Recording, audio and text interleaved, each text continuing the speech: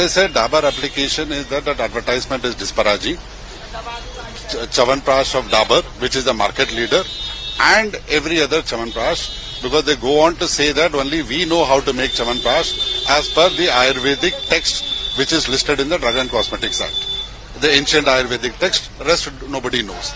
Second, they have made a misrepresentation that there are 51 Ayurvedic herbs, which according to them includes sugar also is an Ayurvedic herb and not an ingredient. I suppose on that also there will be some order. We are challenged on both counts.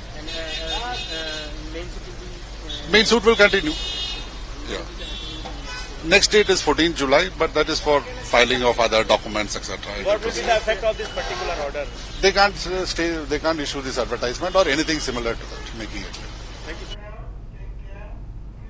Andhra Pradesh Chief Minister Chandrababu Naidu clarified that the Bankucherla project causes no harm to anyone and is aimed at utilizing surplus floodwaters from the Godavari River. Addressing concerns raised by Telangana, Naidu emphasized that he has never opposed nor will he oppose any irrigation projects taken up by Telangana on the Godavari. He recalled that it was during his tenure in United Andhra Pradesh that the Devadula lift irrigation project was initiated for Telangana. Following inspections of the Srisailam project, SLBC and Madhav Reddy Canal, Naidu also highlighted his contributions to Andhra Pradesh irrigation development, citing the Pushkara and the Tatipudi lift irrigation projects. Reaffirming his commitment to cooperative water sharing, he urged both Telugu states to work together to harness the Godavari's potential, noting that an average of 2000 TMC of waters flow into the sea annually, and even utilizing 200 TMC could transform drought-prone regions like Rayalaseema.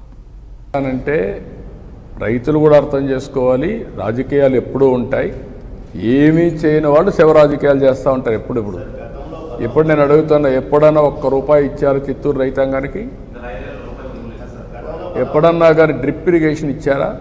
మరి వీళ్ళు మాట్లాడడం ఏంటి? కనీసం రాయలసీమలో 2000 కోట్లు ఖర్చు పెట్టారు ఇరిగేషన్లో, వీళ్ళు మాట్లాడడం ఏంటి? నేను ఈరోజు 3950 కోట్లు ఒకేసారి 100 యువకుని డబ్బులు ఇచ్చాను. మైక్రో ఇరిగేషన్ 90% సబ్సిడీ ఇస్తున్నాం. వాళ్ళు 7500 వేసి నేను 15000 ఇస్తున్నాను. 14,000 మేము ఇస్తున్నాం. ఏది అన్నదాత సుఖీభావ కింద. కాబట్టి అన్ని ప్రోగ్రామ్స్ అన్ని రివైవ్ చేశాం, ఇరిగేషన్కి ప్రాధాన్యత ఇచ్చాం, పంటలకు ప్రాధాన్యత ఇచ్చాం, గిట్టుబాటు ధరకు ప్రాధాన్యత ఇచ్చాం. మన రాష్ట్రంలో అన్ని వాణిజ్య పంటలు, ఎందుకంటే రైతుకు ఎక్కువ ఆదాయం రావాలని వాణిజ్య పంటలకు వెళ్ళాం. ఓసారి వాణిజ్య పంటల్లో ఓసారి తక్కువ రేట్లు కూడా వస్తాయి, మామిడే కాకుండా అన్నీ. అదే నేను వీళ్ళు చేసిన ఎవరైనా కానీ ఫ్రీగా మాట్లాడే పరిస్థితి ఉంది 5 ఏళ్ళు, ఫ్రీగా రాసే పరిస్థితి ఉంది 5 ఏళ్ళు.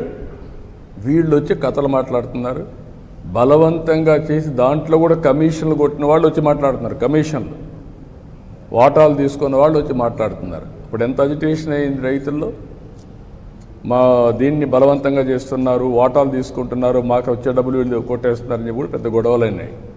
కాబట్టి ఇవన్నీ ఉన్నాయి.